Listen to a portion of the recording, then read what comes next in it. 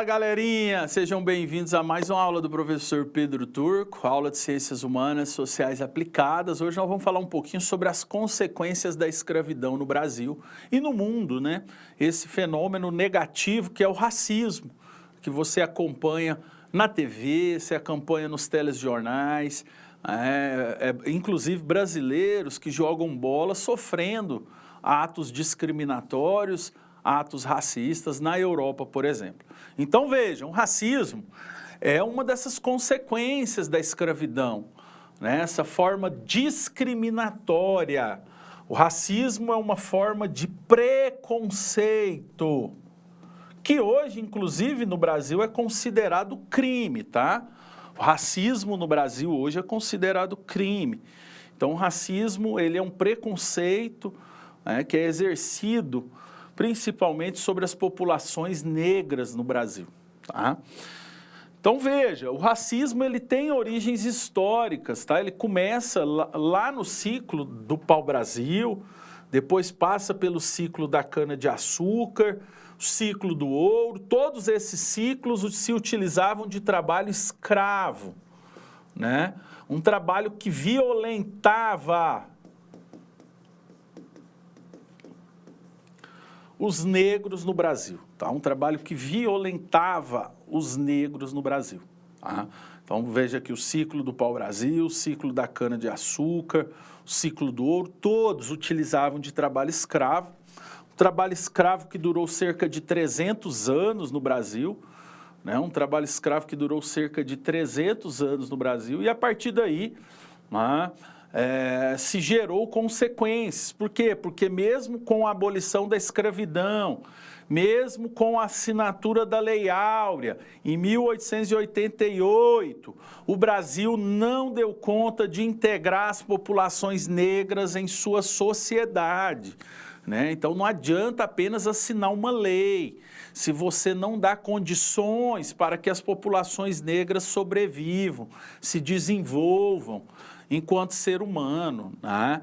Então, por conta dessa não integração das comunidades negras ao Estado brasileiro, às sociedades brasileiras, construiu aqui um tipo específico de preconceito que a gente chama de racismo. Então, o racismo hoje no Brasil, só para vocês terem uma noção, ele é estrutural. Ele é um racismo que precisa ser reparado a partir do Estado. O Estado precisa integrar, dar condições para que as comunidades negras sobrevivam, tá bom? Nessa imagem, então, você vê um pouco das raízes do racismo. É esses 300 anos de escravidão que durou o país, né? Cerca de 300 anos, como diz Joaquim Nabuco. Então, hoje, o racismo no Brasil é um ato discriminatório, é um ato que precisa ser abolido, que precisa ser combatido, tá? É um ato discriminatório, que inclusive hoje é crime, tá? Se você pegar o Estatuto da Igualdade Racial, você vai perceber que o racismo é crime, ok? Então veja, o mito da democracia racial. No Brasil nunca existiu uma democracia racial. Talvez um dia a gente caminhe para ela, né?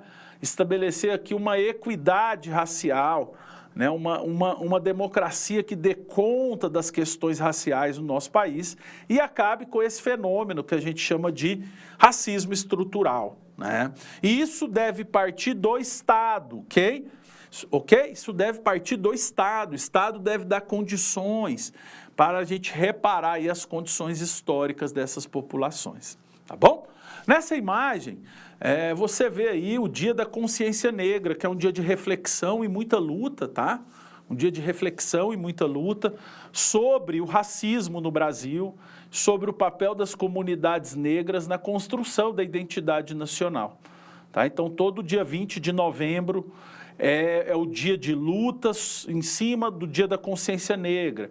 É um dia de reflexão sobre a permanência do racismo e dia também de criar estratégias de luta para a superação do mesmo, tá?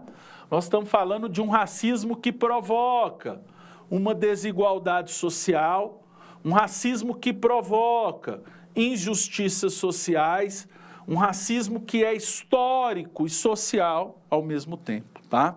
Ele é histórico porque ele sobrevive desde a época da escravidão. E ele é social porque ele permanece até hoje nas entranhas da sociedade brasileira, na organização social da sociedade brasileira.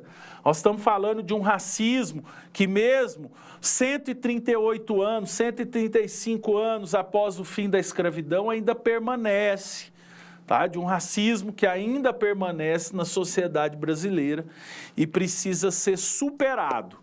Isso mesmo, gente, o racismo precisa ser superado se a gente quiser construir uma sociedade mais justa, porque o racismo gera desigualdade social, esse é um primeiro ponto, né? Se você olhar, as comunidades negras hoje estão nas principais periferias das principais cidades brasileiras, né? Um número maior das comunidades negras que estão nas periferias, que não têm condição e acesso à saúde, educação, a saneamento básico é enorme. Então, veja, o racismo é sinônimo de desigualdade social, isso precisa ser superado. O racismo é sinônimo de injustiça social, isso também precisa ser superado se a gente quiser construir um Brasil mais justo, um país que dê conta aí e construa aquilo que a gente chama de democracia racial, ok? Então vejam, isso aqui é importante, tá? A gente pensar um pouquinho sobre a noção de superação do racismo para a gente atingir um conceito que chama-se de cidadania plena, tá? Para a gente ter uma cidadania plena no nosso país, tá bom? Nós estamos falando de um racismo que gera um preconceito, que gera uma violência, que gera faltas de oportunidades para as comunidades negras, para os jovens de periferia que ainda sofrem com essa situação. Nós estamos falando de uma maior integração, inclusive no mundo do trabalho. É uma integração, inclusive, no mundo do trabalho. Está aí o dia 20, 20 de novembro, dia da consciência negra, dia de luta, de reflexão, de construção de projetos de superação do racismo na sociedade brasileira. Tá bom? Dia 20 de novembro, um dia importante aí para a promoção de projetos que deem conta, né, de superar essas mazelas do racismo, que volta e meia a gente vê na TV, né, brasileiros sendo vítimas de racismo em outros países, em especial na Europa. Tá? Então a gente precisa pensar nessa palavrinha aqui, ó, superação do racismo. Aí entra maiores investimentos em educação, em saúde pública, em políticas públicas, em ações afirmativas. Aqui nós estamos falando de ações de reparação histórica, que são as chamadas cotas, principalmente nas universidades públicas brasileiras, onde estão os melhores cursos. Nós estamos falando de políticas públicas, de integração através do Estado, de integração através do Estado. E aí sim caminhar por uma equidade racial, né? Nós estamos falando aqui de uma equidade racial que constrói uma ideia de democracia racial. Beleza? E a partir daí construir um Brasil mais justo e avançado, sem essa disparidade econômica entre brancos e negros na nossa sociedade.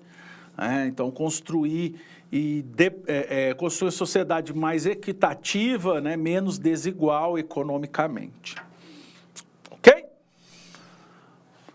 Bem, é isso, né? Quer dizer, o racismo é fruto e consequência de anos e anos de escravidão.